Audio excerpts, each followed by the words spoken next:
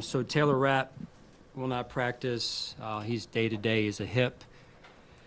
Christian Benford remains in concussion protocol. He'll be limited with that. And then Matt Milano will be limited as well with some hamstring soreness. With that, I'll take your questions.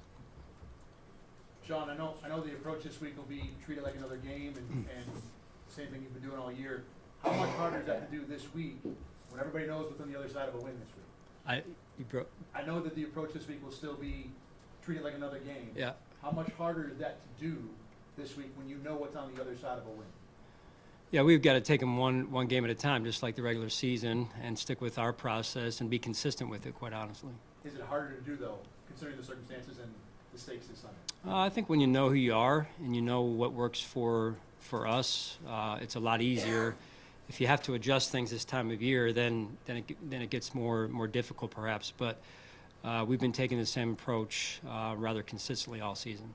I won't take credit for this, but somebody said this. I think it was Nate Geary, for that matter. But is this team not afraid to lose? If you know what I'm getting at, there seems to be a fearlessness about this team where it doesn't just go out there and not be afraid to lose. Is that where you've gotten in this whole thing? I love you, John. In your progression. I mean, it's a mindset like we've talked about numerous times in here, right? And I think there's some truth to that. In order to win, you can't be afraid to lose, and I think those two go hand in hand. Sean, I know you played them a lot and played them in the playoffs, but in 2020 was the championship game. What do you remember from that game, and what are your thoughts on it now, this many years later, going back? Yeah, what a change of just what's going on in our world. With the COVID situation at that time, and I think there were some fans allowed in the stadium, if I remember correctly, and we had some Buffalo representation there as well, even though I think it was limited capacity or limited seating. So this one will be a little bit different, right? So just from a crowd standpoint, and I'm sure we'll have a great number of Buffalo people there as well. Sean, what does having fans in the away stadium do for you guys in that environment? Having our own fans there? Yes. Oh, it's huge. We've gone on the road, we've played at home. Our fans travel everywhere and anywhere that we play. So we've got the best fans in the NFL, and just love. I think that the connection with our fan base, as I've said multiple times over, is unique in the NFL. Sean, can you quantify just how good your offensive line has been this year? Because obviously Sunday it's going to need to be really good against this team with the blitzing, but just how good has that line been? They've been great. They really have. Led by Connor, at the center position, and having those guys pretty much all season long working hip to hip, side by side all year has been tremendous for our offense and for our team. And I just can't say enough about their brotherhood, their camaraderie, if you will. I think that it fosters into the rest of our team. What, if anything, can you draw from Week 11 and beating them? That game stands alone, as this game will. So, as you saw with our experience last week, these games are individual of each other.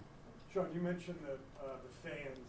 Your defense of the city the other day was really appreciated around here. And I was just wondering, since then, has anybody said anything to you about how much they really did appreciate that, whether it was some at the gas station or Yeah, I haven't gotten gas between then and now, but it's a good reminder for me. I'll stop either tonight or tomorrow night, maybe Friday night, and get some gas. No, it's I've gotten a couple texts. I'm not really going through and checking all my messages right now, but that's what I genuinely feel.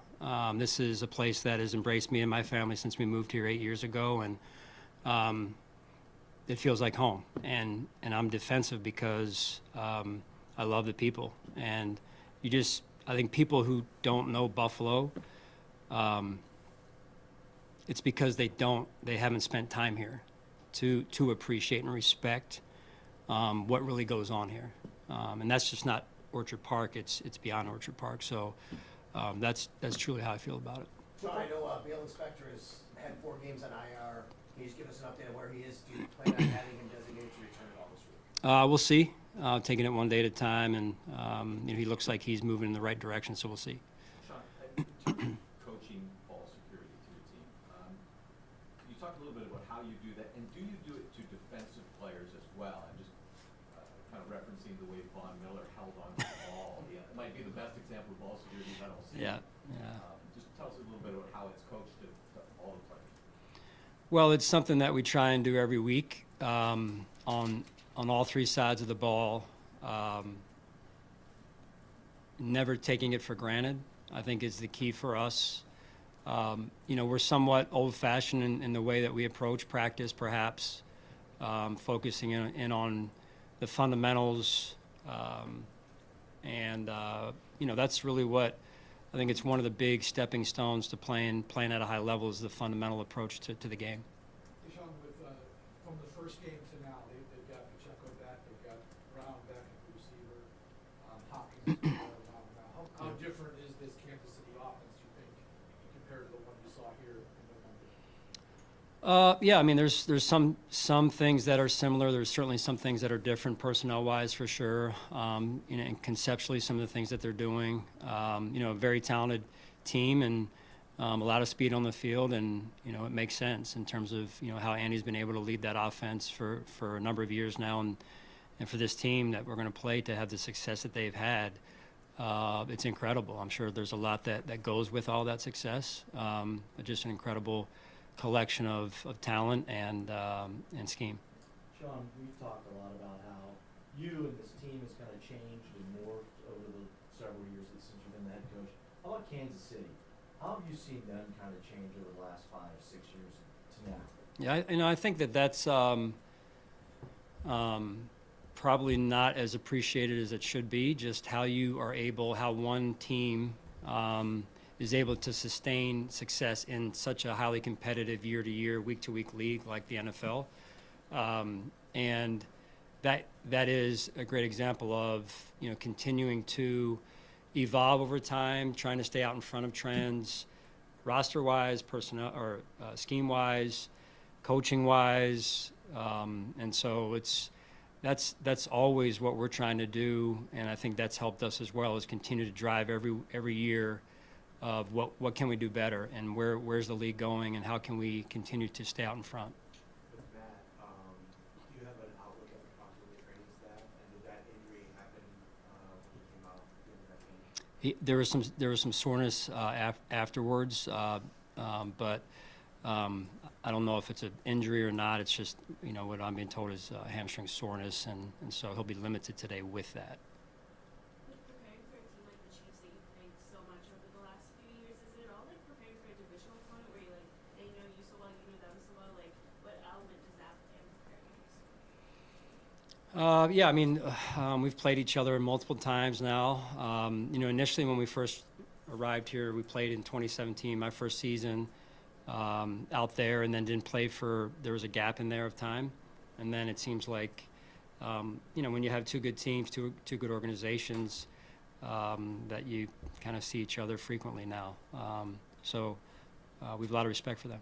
Sean, you talk about all the things that have changed for both teams, really. But one thing that hasn't is Mahomes to Kelsey.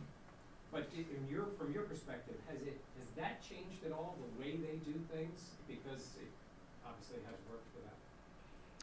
Does that change? I said the way they operate, those two. Oh yeah, they're incredible. I mean, just their relationship, their rapport. They've been doing it, especially Kelsey for some time. Even before Patrick got there. So, just an incredible duo and connection between those two. All right, thanks, guys.